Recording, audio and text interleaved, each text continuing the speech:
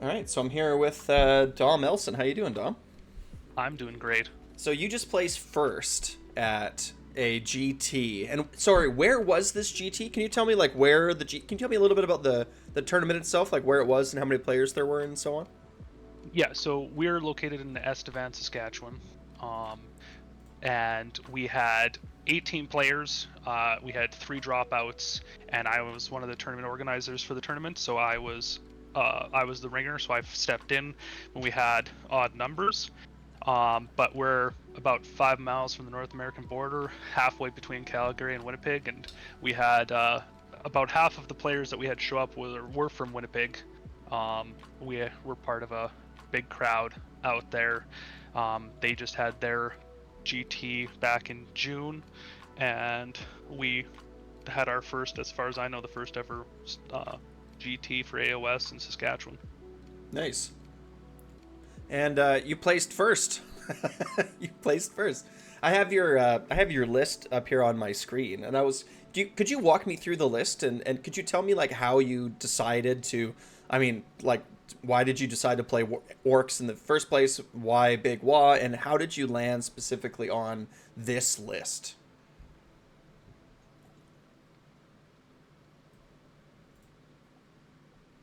Uh oh. Hello? Oh hey, you're Hello? back. Can you hear me? Hopefully we're good. Yeah, I can hear you now. Oh, Okay, so let's see. Wurrgog Prophet with glowing tattoos and Hoarfrost, pretty standard. Weird Knob Shaman with the teleport spell, cool. Gobsprak, War Chanter Fix and Beat, War Chanter Get and Beat, Maw Crush a General with Hulking Brute, Destroyer, Fasten, 1, 2 units Ardboys, Reinforced unit of Brutes, Reinforced unit of Gore Gruntas, and Suffocating Gravetide. Andorian Acolytes Battalion, Warlord. I get like Warlord is mandatory. I feel in Big Wa, and then Battle Regiment. So can you tell me how you ended up on this list and this faction? Like how did you get here to this list? oh, there we go. I can hear you again. So uh, I lost it between Wurrgog and this list, but how I got onto this list was the I started first army was Cruel Boys, learning the game, which is a uphill battle. Trying to Yep. trying to play that paper thin army that leaves not a whole lot of room for error, and I played it, and then I ended up going on to Maggotkin after a while, and wanted to play something a little bit more defensive that I could stick on the table and actually get to round five and see what a full game felt like.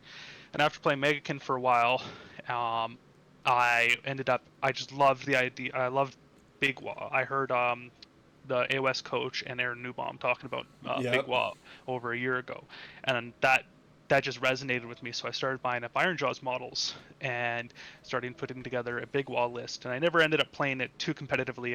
That was on the back burner as I was playing some Maggotkin and getting out to RTTs and meeting people in the hobby and just kind of learning the game and getting up into it. And then I one of the I had done my first ever like centerpiece hero model that I'd ever painted. It was Gobsprak, and I love him, but God did he suck. God, did he Like suck? God did he suck, It was so especially bad. especially in Cruel Boys. No bonuses. Like it was Nope. no. It's so hard for he was like he just didn't do what he should have done, especially at the points. I think he was 280 points at that Yep. point.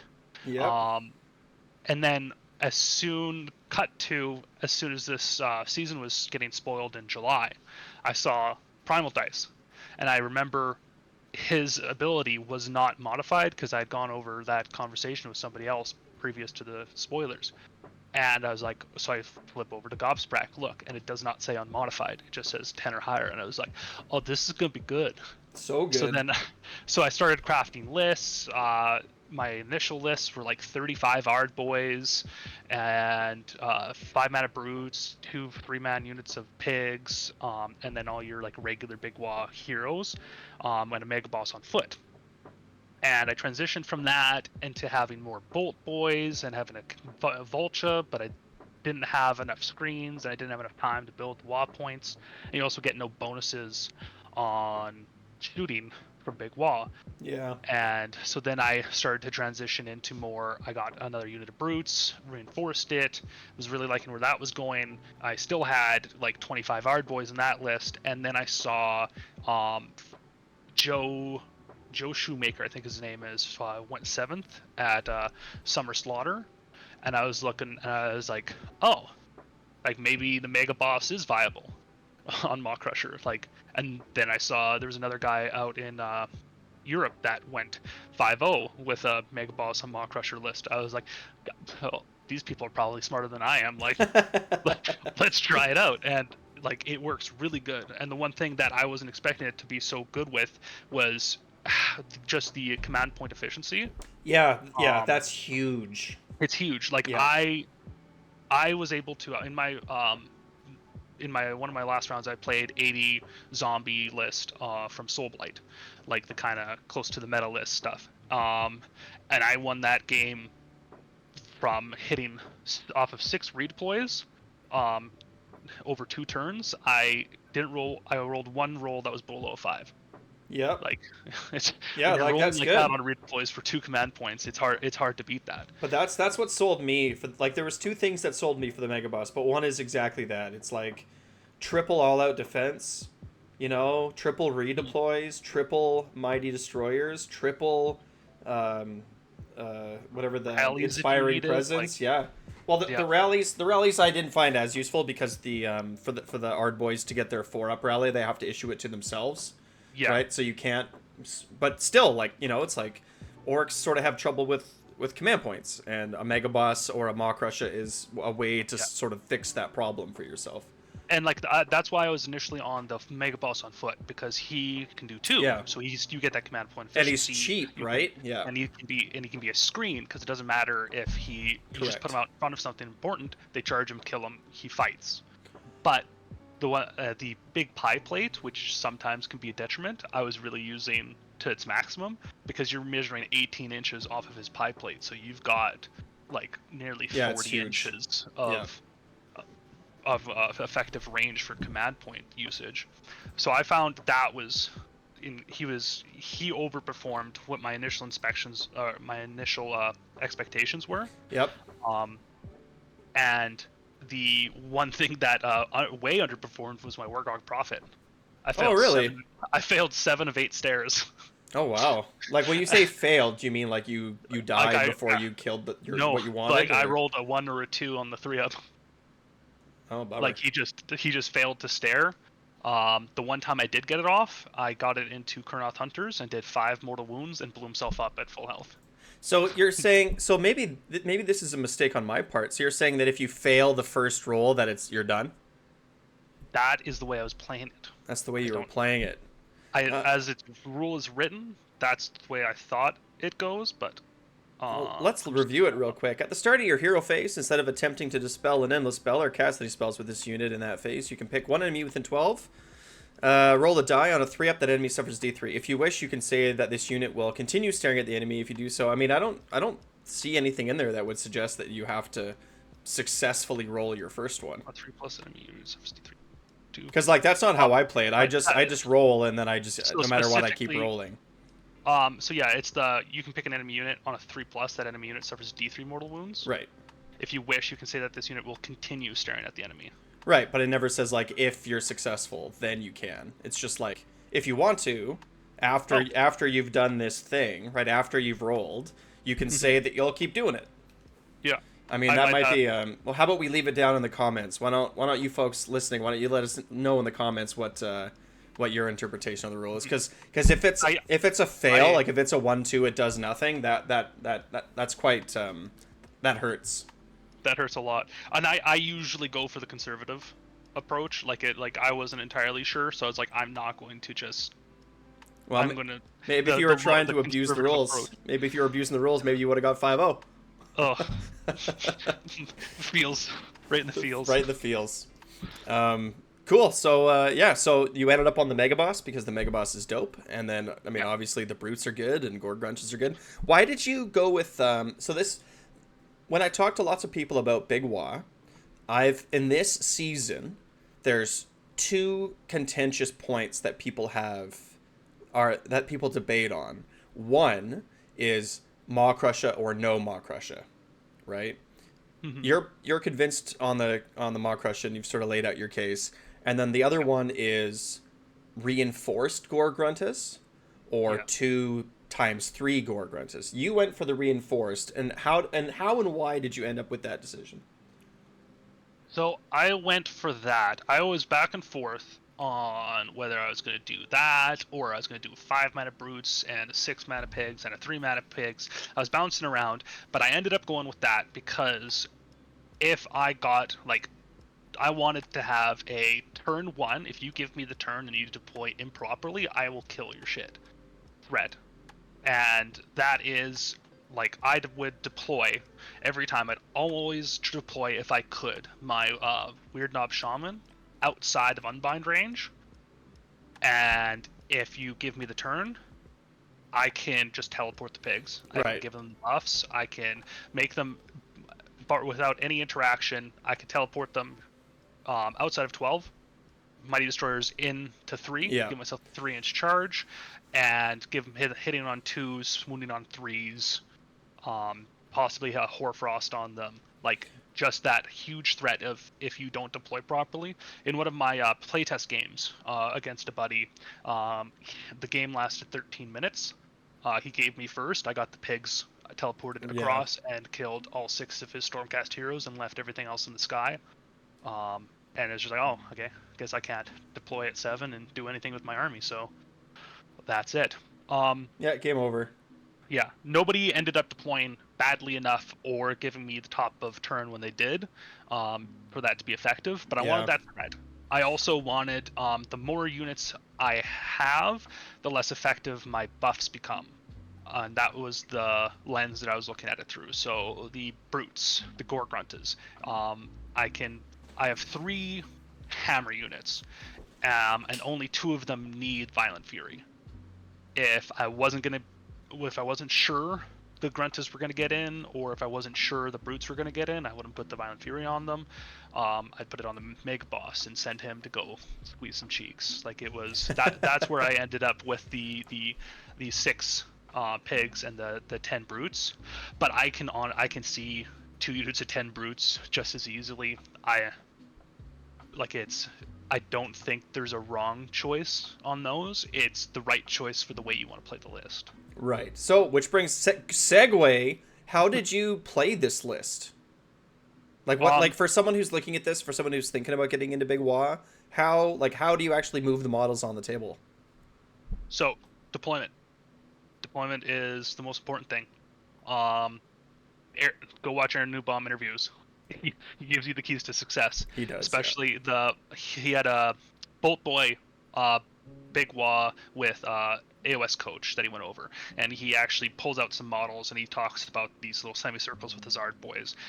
Follow that. So like I would always deploy in 1 or possibly 2 semicircles. So if you are going to be able to get into me early, you're going to be tagging in multiple units. So I'm going to spike on my wall points early.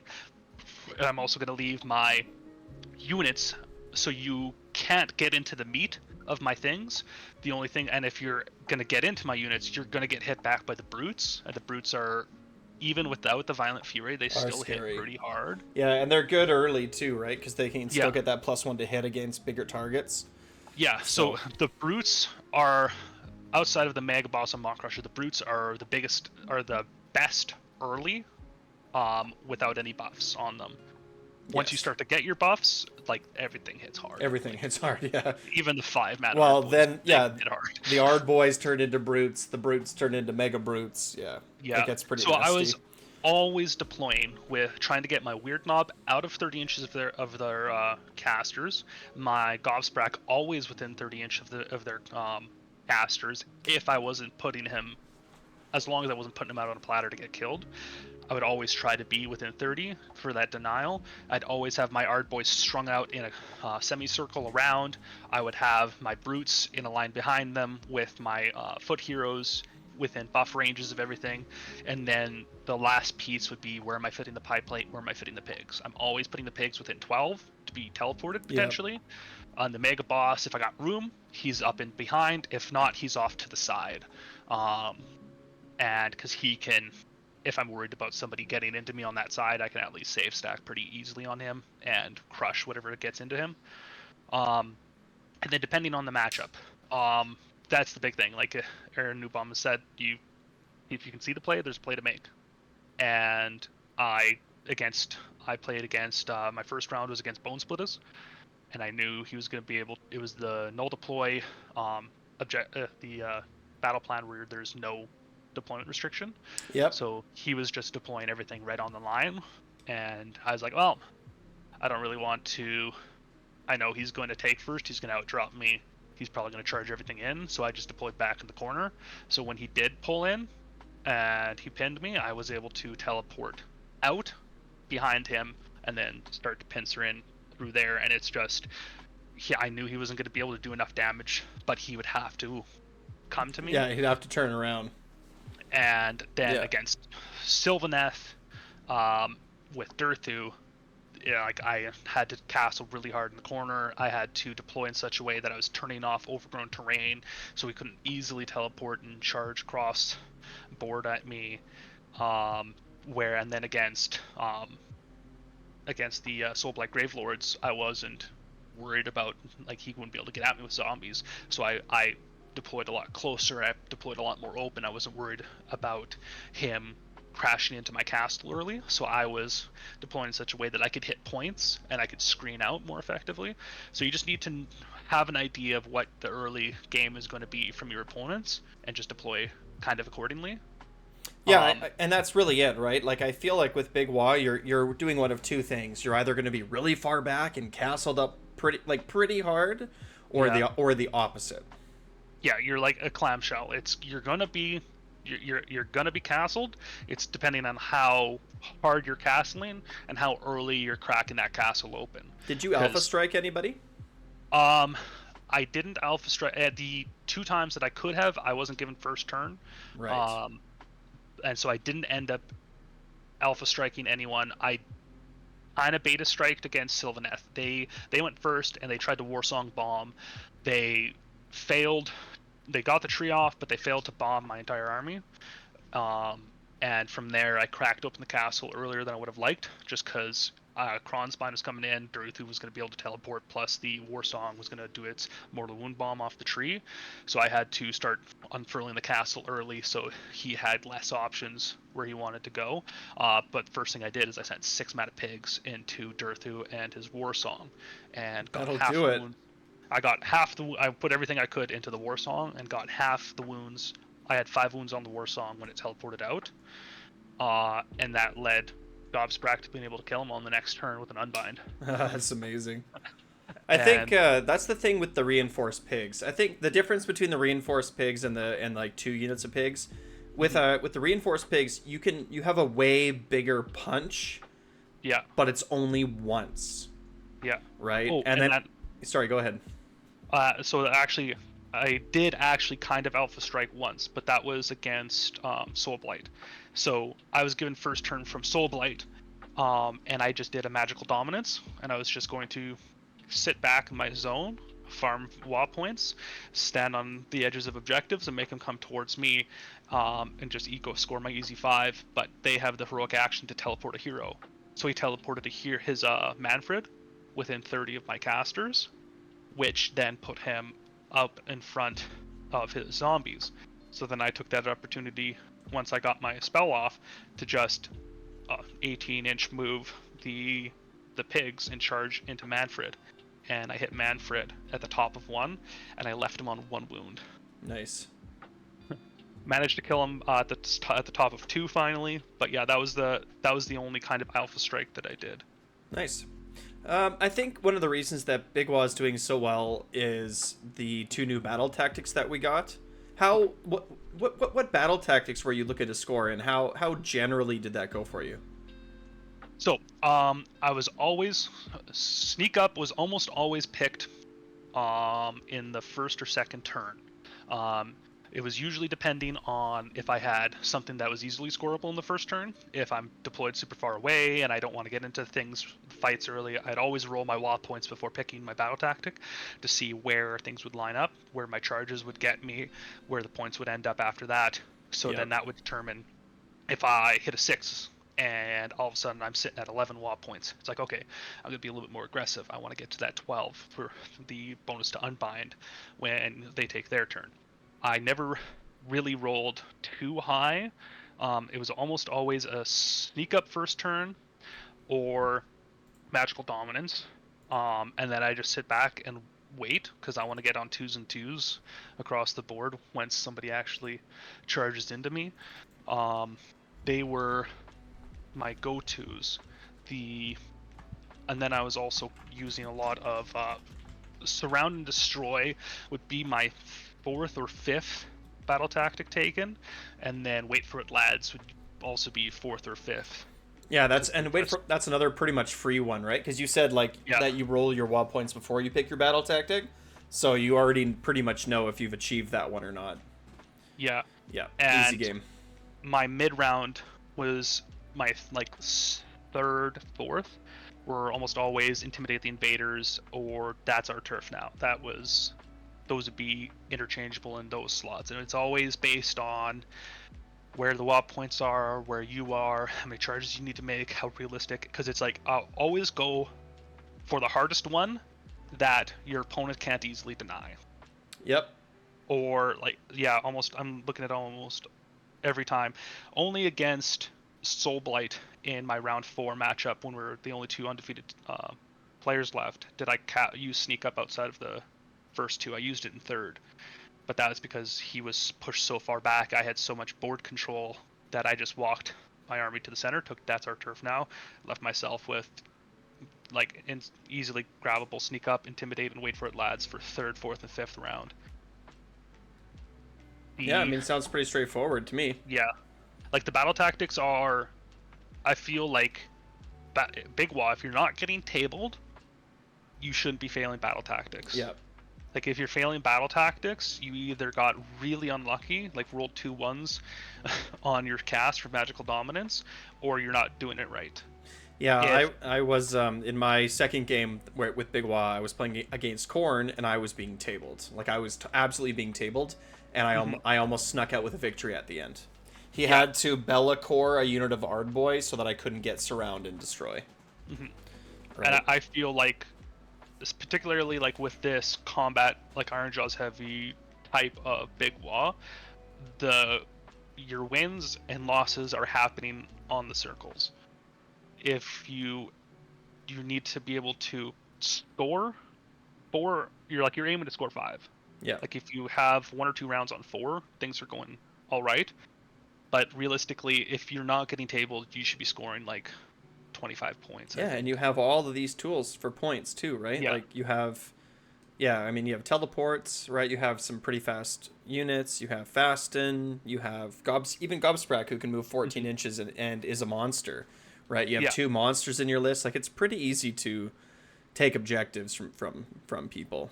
Generally. And you have a lot of pieces that make people really just not want to risk it. Yep. Again, in 2 different matchups, I had the players just stop casting spells. They just in my final round against Cruel Boys, 5 rounds of Swamp Callers, they never cast a spell once. They're like, I know what he does. Like I ain't messing around. Like I ain't gonna do it. And I've told this to people before, but imagine if Gobsprak on his War Scroll had the following ability. Enemy casters of 6 or less wounds can't cast spells within 30 inches of this model. Yeah. Right? Because that's effectively what happens a lot. People are like, I'm not casting with my Fungoid Cave Shaman, right? I'm not casting with my Swamp Caller Shaman. I'm just going to sit here and do nothing. It's like, okay, like, that's actually really good for me. And that's his, like, floor. Yeah, because that's the same thing with the Wurrgog Prophet. Like the Wurrgog Prophet, depending on how it's played, I was playing it as in if you don't get the first stare, he fails. So even though he was failing so often, just that threat of you being stared, people know you can do 30 plus wounds on a stare at full health. Like that's in the realm of possibility. Yeah. So that 12-inch aura of stay the fuck away, that is powerful for 170 points. Yep. It's And then also he's fun two to cast like, wizard. yeah, it's fun to redeploy him forward, right? Like something Yeah. moves within 9, and then you redeploy him forward, and now you can see something behind him at 12. Yeah. Yeah, And scary. Hail Mary plays at the end of games. You can teleport him, hope for the double, tear something off the table. Yep. Teleport him and hope for the double. You bet. Yeah, it's not advisable, but it's in your realm of possibilities. Yeah, it's a play. Like you've got the so many different plays, and the way I found success with this list and this type of Iron Jaws was knowing when to commit and when to pull off the gas. Most of my lists up to this have been like playing like 12 Varangard and 10 Knights and Slaves to Darkness, playing the Glotkin, just pushing models forward and hoping for the best. And what I really changed in my playstyle going with this list is sitting back and waiting, knowing when to go in, going in hard when you need to, and then pulling off the gas. Like as soon as like Sylvaneth, when I was playing Sylvaneth, I was playing Soulblight Gravelords. When I was playing Gloomspite Gits, I wasn't.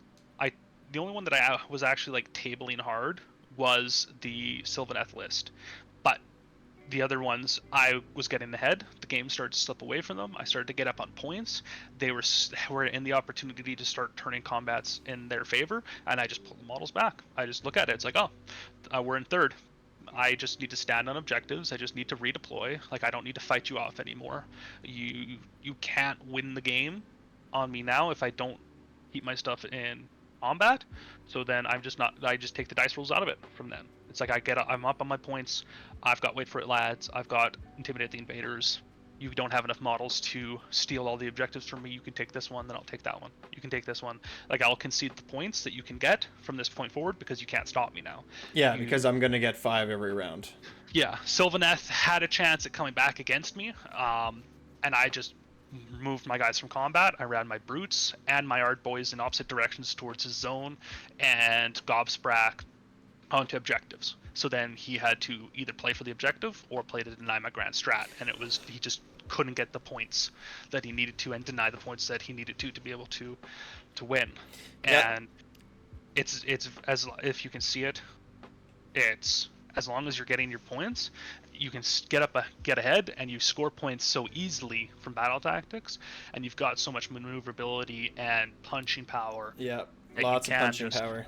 Lots of punching power that you just need to know when you're overcommitting and to just pull off the gas. The way that I describe Big Wad to people is, it's like, for those of you that play Magic the Gathering, it's a blue-red deck. Mm-hmm. Right? It's like it has all that aggression, but it also has a fair amount of control and counterplay and tricks. Yeah. You need to get the engine running, and that engine will go fast, and you need to know when to break into the corners. Yeah, I think Big Wad right now is an A-tier army, I think. Mm-hmm. I think so. It's the battle tactics. The battle tactics make it A-tier. The battle tactics, and then the points on Cruel Boys on the run to the bottom. Yeah, right. Like there's... Like Gobsprak is, for what he does in this army at 240 points this season, is crazy. Yeah, like, it's super cheap. So bad, so good. So bad to so good. I know, and I'm really happy about it. Right? Like I kind of understand and I accept that named characters in Age of Sigmar are generally not very good. Right? Mm-hmm. Like they're relegated to the Path to Glory and the narrative campaign folks, and that's all good and fine. But this season, man, Gobsprak is I think he's an auto include in whatever orc army you're playing, really. Yeah. Well, in Crew Boys and Big Wah. Any last takeaways from your tournament play? Any last thoughts about anything? Well, I just gotta say that we rep destruction, especially greenskins here on the prairies. Like, yeah. We had 50% destruction, and over half the destruction were greenskins. So we're just doing our best to represent those underrepresented armies and get them on the table and get them playing. Awesome. Big fan. Love it. All right. Well, thanks for taking the time to talk to me today. I really appreciate it. Thanks for having me.